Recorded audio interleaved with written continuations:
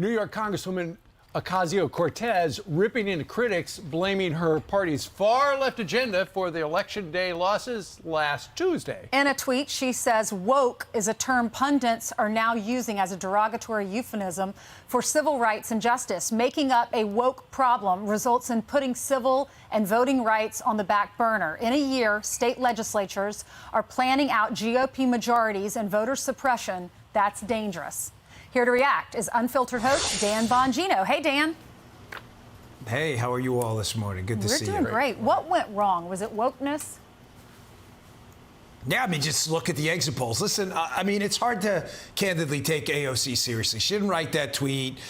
Someone else wrote it from her staff. She's not a serious person. It's hard to take her seriously because if she just looked at the exit polls, she would have seen that an issue that the Democrats had typically leveraged for decades, for probably a generation, education, now turned and became a Republican issue for suburban soccer moms and soccer dads out there. So you have to ask yourself, did she not read that exit poll, or did she read it and she's just too dumb to process it? Because there's no option C. Now, you have to understand, too, what she's up to as well, guys. You know, the left and the woke left here specifically, this has nothing to do with fighting racism, okay? This has everything to do with advancing racism and segregation.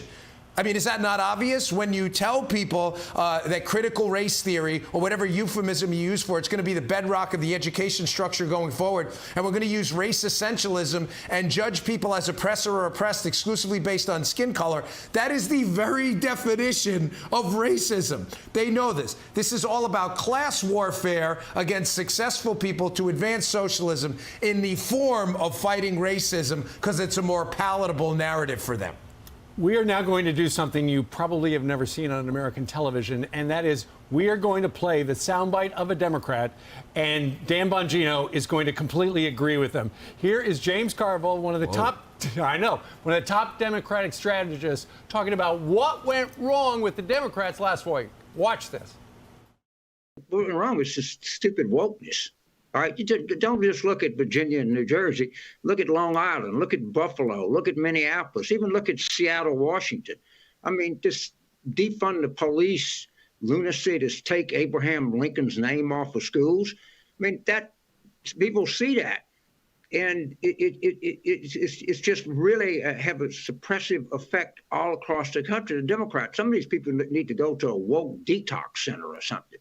I mean, they're expressing the language that people just don't use, and there's a backlash and a frustration at that. Am I right? Are you agreeing with the Democrats? Yes. You're right. This is a first on national television. Good call there, Ducey. Listen, I hope they don't listen to the Ragin' Cajun Carville. And I hope they don't listen to Bill Maher. No, I'm being serious. I hope the Democrats double down on race essentialism and oppressor-oppressed ideology. I really do. Because black parents, Hispanic parents around the country are revolting about this. You know, on my show this weekend, I had Shamika Michelle, who is a black mother of a young child. And she said something really great, Steve. She's like, you know, listen, in order to teach my kid, who happens to be black, that she's somehow oppressed, that you're teaching her black inferiority, that somehow she's inferior and can't escape her circumstances. She's like, you know, there's a lot of parents like me who are like, don't you dare teach my kid that crap. Like, that's not what I want my kid to learn. Yeah, that white people are supreme over my child. She's like, I don't want to hear any of that garbage. And you saw the revolt around the country. Yep. And that's why you see that tweet from AOC. This is just, you know, nonsense. Her trying to defend in front of her donors how her and the squad are destroying the Democrat Party. Dan, we are so glad the Patriot Awards are back.